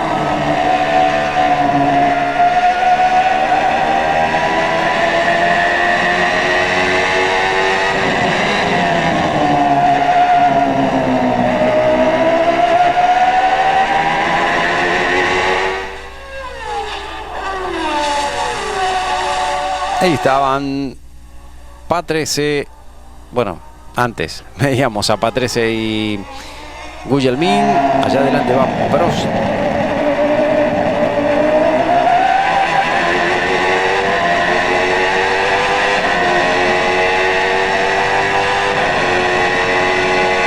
Bueno, el sonido sigue, pero la imagen ya no.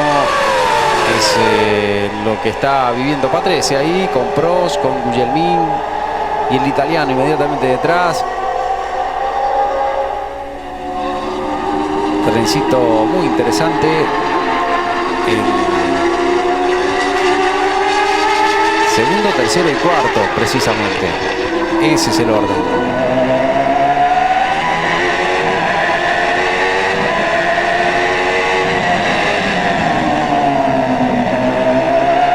Y ahí se metía Patrese.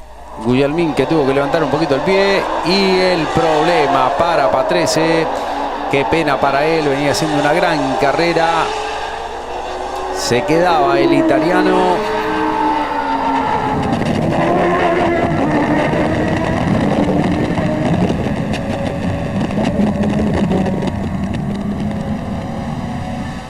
Los dos autos del equipo Williams fuera. Los FW12 versión C que se quedaban afuera. El comienzo de la era Williams-Renault.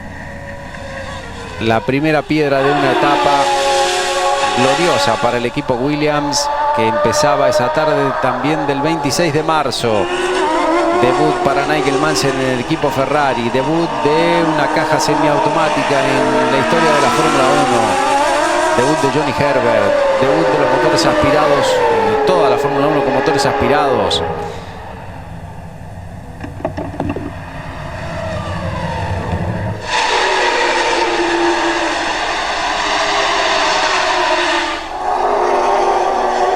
Se bajaba el italiano. Prost que, bueno, debut de Senna con el número 1 también en esta carrera.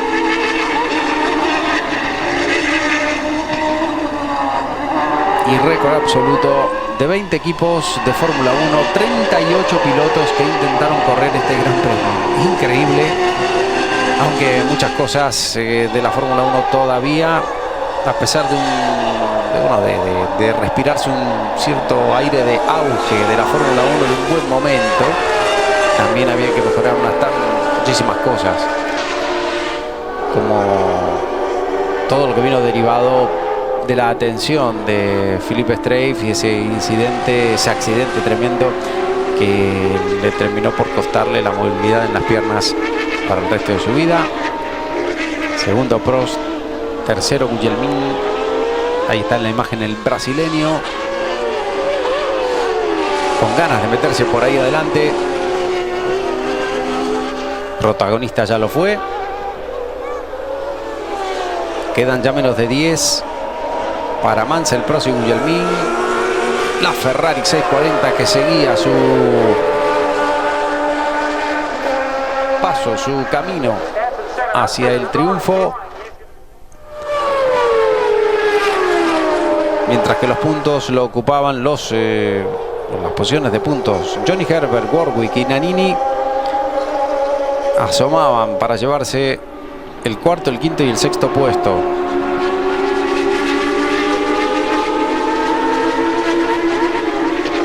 Ahí estaban, ahí vemos los primeros 6, ya faltan 8 y fracción,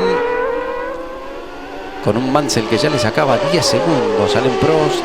Impresionante realmente todo lo que se estaba viviendo en esta tarde del comienzo de la era de los aspirados en Río de Janeiro, en Jacarepaguá, en ese trazado de las afueras de Río de Janeiro, que por muchas razones terminó pasando también a la historia de la Fórmula 1. Hubo otros circuitos que no tuvieron tanto arraigo en la historia de la categoría, pero sin embargo se han vivido momentos inolvidables. En ese 78, la primera vez que se utilizó esa victoria por demolición de Carlos Reutemann con la Ferrari, la 312 T2, fue segunda carrera en aquella ocasión. Luego en el año 81 volvía a hacer la segunda carrera, pero esta vez después del Gran Premio de Long Beach. La carrera otra vez ganada por Reutemann, pero bajo la lluvia, en unas circunstancias completamente diferentes. Cuando viene Gugelmin peleándole la posición al Prost, qué bien iban los March y qué complicado lo tenían en McLaren con ese arranque.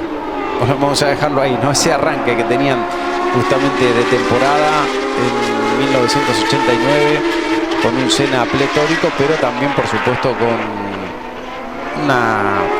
eran conscientes de que no iban a tener el auto dominador que habían tenido el año anterior. Diseño de Nilo Atli con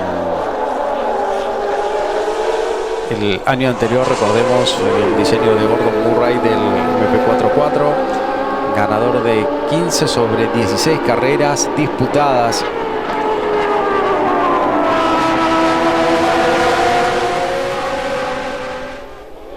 El motor Honda que fue desarrollado para esta ocasión, el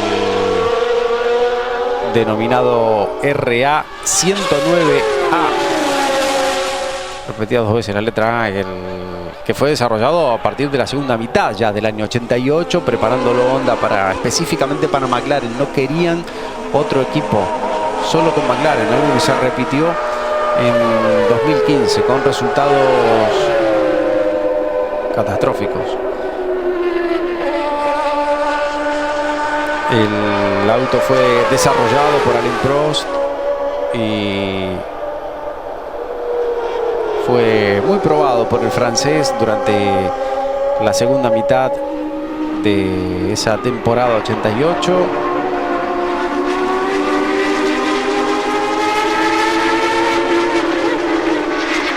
Un auto que ya se mostraba confiable, el McLaren.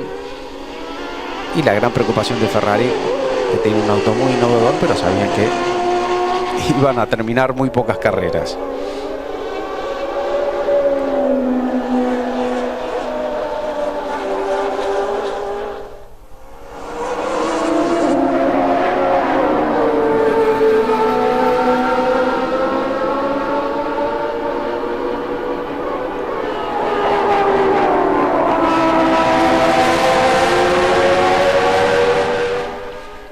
Prost, que sigue resistiendo a Mauricio Gugelmin. Por ahí detrás asomaba Johnny Herbert.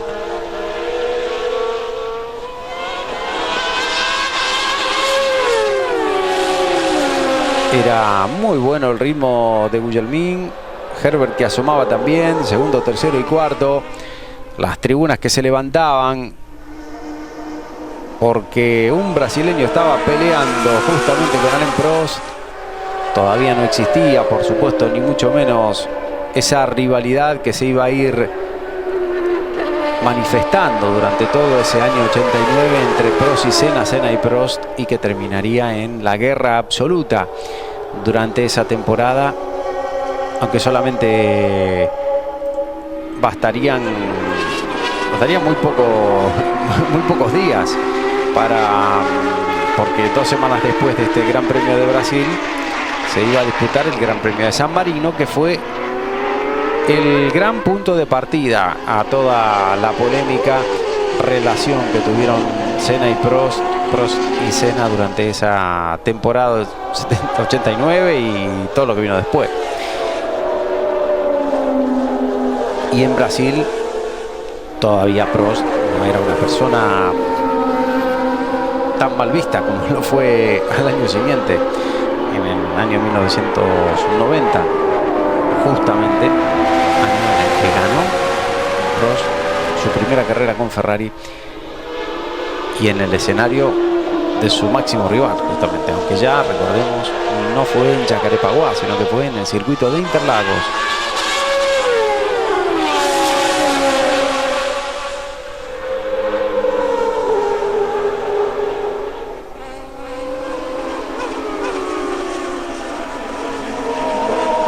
Y lo vemos a Mauricio Gugelmin.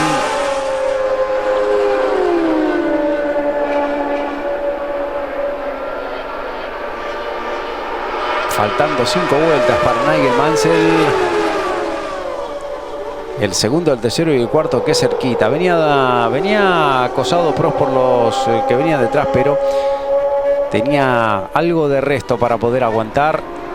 Era muy poquito y también era muy importante para Prost seguir en esa segunda posición por lo que podía pasar en el campeonato, sabiendo lo que había sido el año anterior, recordando el primer título de Senna y sobre todo en un año en el que había ganado en cantidad de puntos. En el 88 recordemos que Prost había sumado más que Senna.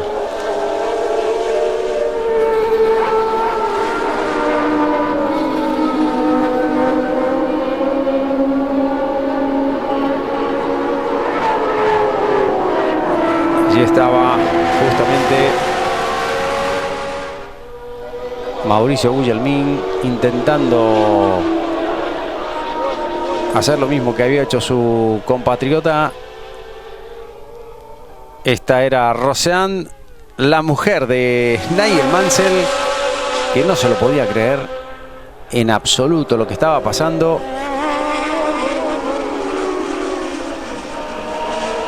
Bueno, ni ella ni nadie se lo podía creer.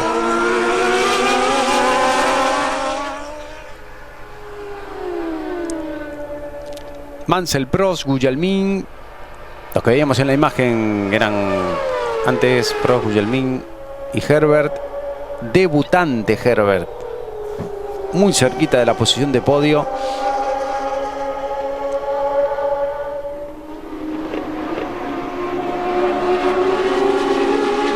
Una tarde tórrida, 30 grados, muchísima humedad.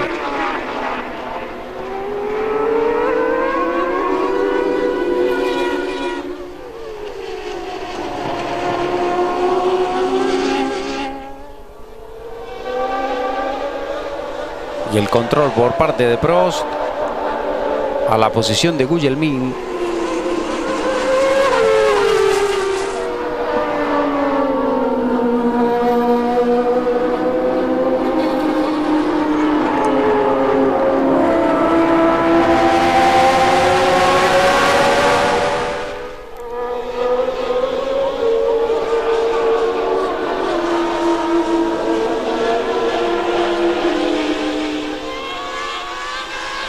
Ahí está el tiempo de carrera. No va a alcanzar, por supuesto, las 2 horas máximas, pero le quedan solamente 3 infracciones a este Gran Premio. Pero por supuesto va a estar relativamente cerca, y sobre todo el cansancio, la exigencia física para todos los pilotos en una carrera que marcaba de manera especial.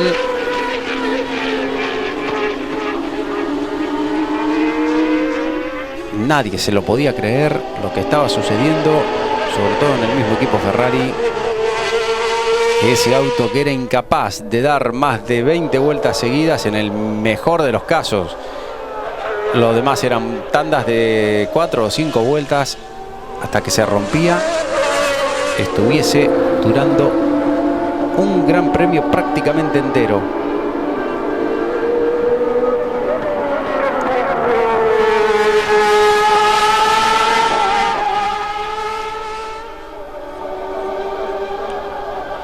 El motor V12 de Ferrari. Recordemos que Renault y Honda utilizaban el V10 y luego todos los que utilizaban motores JAD, Cosworth eran V8, y también el Lamborghini. Bueno, igual que V8 el Yamaha también, y el otro V12 era el motor Lamborghini, que fue a parar a Lotus a partir de la temporada siguiente. Lo llevaba Lola Larus en esa temporada 89.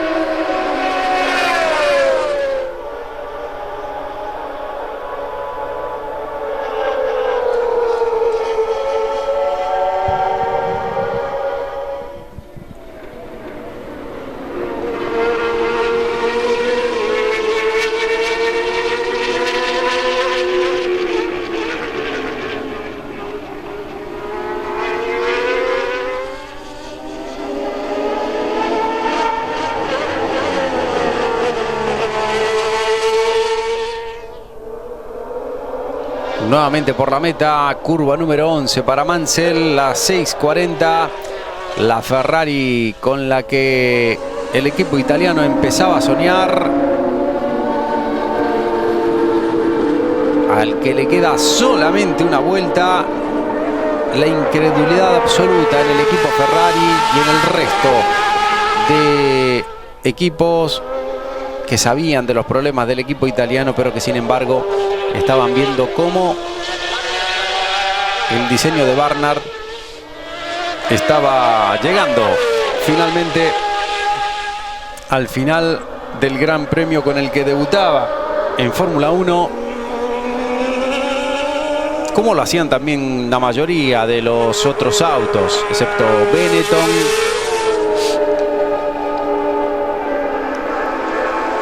excepto Eurobrum, Coloni, el equipo AGS, el equipo Minardi y el equipo Williams, Leyton House y el equipo Tyrrell, que fueron los que utilizaron en esa primera parte del 89 unos modelos alternativos adaptados a las exigencias de un motor y el anclaje de un motor aspirado. El auto del año anterior, y luego ya hicieron debutar el auto del año siguiente. Y le queda solamente una curva a Nigel Mansell para convertirse en el ganador. El primer ganador de la era de los aspirados. 26 de marzo del 89, uno que cruza por el medio de la pista. Increíble. Y victoria de Mansell. Ahí está el británico. No se lo pueden creer en Ferrari. Están bajo estado de shock, pero por lo que había pasado era algo realmente increíble. Ahí llegaban segundo, tercero y cuarto. Aguantó Prost, notable Gugelmin y excepcional debut de Johnny Herbert en la Fórmula 1. Cuarto llegaba muy cerquita del auto justamente del piloto brasileño del March. Ahí estaban los 6 primeros, Warwick con el Arrows, Nannini con el otro Benetton. Qué notable carrera, el debutante le ganaba a Nannini. Y no solamente era un debutante cualquiera, sino que también tenía ese handicap con una situación física, con un pie que estaba muy pero muy mal todavía. No podía ni caminar Herbert. El brazo en alto, la victoria de la 640. La Ferrari que hizo empezar a soñar, pero realmente hubo muchísimos, bueno, no sucedió donde lo esperaban que hubiese sido en este primer Gran Premio. La gente saludando a Mauricio Gugelmin, el piloto local que se metía tercero. Lo decía por la cantidad de abandonos que al final después cosechó el equipo Ferrari. Por solo darles un ejemplo, Mansell abandonó los 4 grandes premios siguientes seguidos, en todos. Y luego, a partir de Francia, empezaron a tener una mejor confiabilidad con presencias en el podio durante 5 grandes premios continuados por parte de Mansell. Luego hasta ahí, bueno, se terminó en Bélgica. Luego en las últimas 5 carreras otra vez volvió el calvario absoluto y en una encima fue bueno, imposibilitado de participar. Recordemos que Mansell en ese año 89 fue cuando en Portugal echó de la pista a Ayrton Senna cuando le habían mostrado bandera negra. Llegada de Gugelmin y de todos los autos. Allá adelante el auto de Prost y la Ferrari que estaba dentro ya del recinto, del lugar donde llegaban los autos al parque cerrado.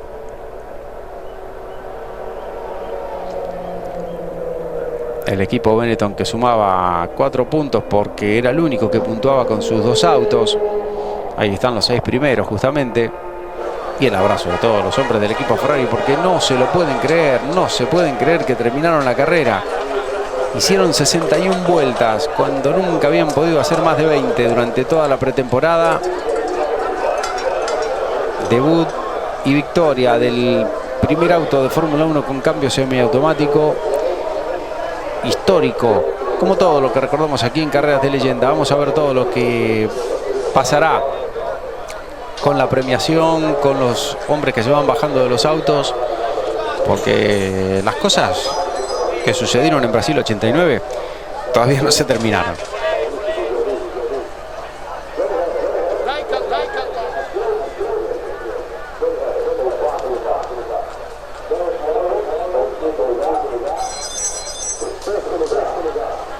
Ahí está uno de los grandes héroes también de esta edición del Gran Premio de Brasil, el catarinense, Santa Caterina, Mauricio Gugelmin. Llegando los demás autos, ahí lo vemos. Llegaba uno de los Lotus, el de Nakajima. Piquet se quedó fuera hacía tiempo. Recordemos.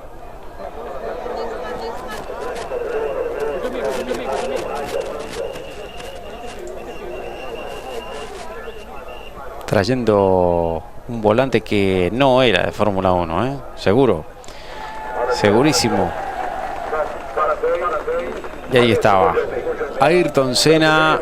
La cara de la frustración en un gran premio que debutaba Joseph Leverer, su preparador físico. Bob Costanduros asomando ahí. Y el podio preparado, algo improvisado, sobre todo para la cámara, que tenía que estar cubriendo mejor ese sector. Ese es Derek Warwick.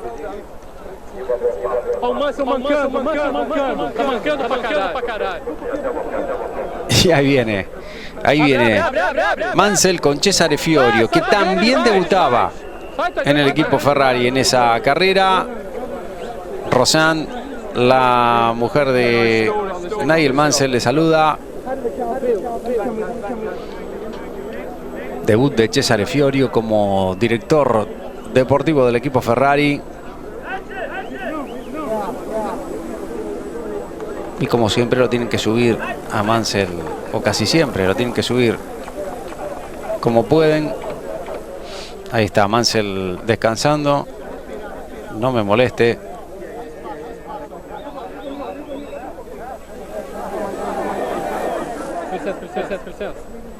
Muy cansado Mansell, piloto que lo daba todo arriba del auto. Un esfuerzo tremendo que tuvieron que hacer todos los pilotos para terminar. What does it feel?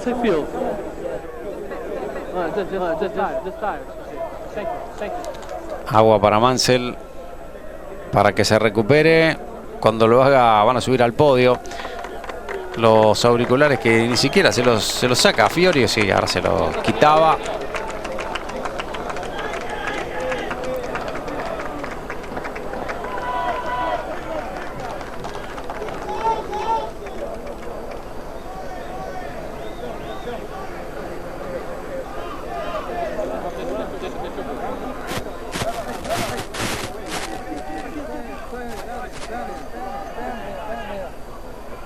Y ahí estaba el podio preparado con los 3 primeros en este Gran Premio.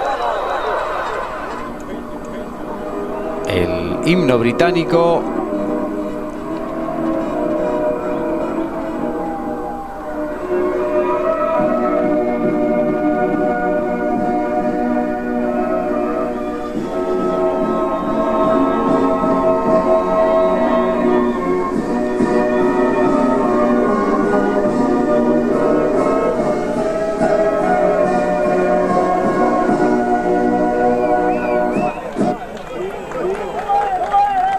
Himno británico y el himno italiano en honor a Ferrari, que ganaba la primera carrera del año. Mansell, primer líder del Mundial 89.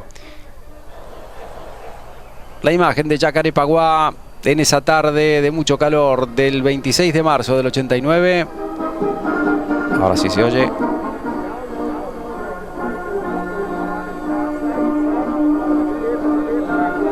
El debut de Mansell en Ferrari. Victoria.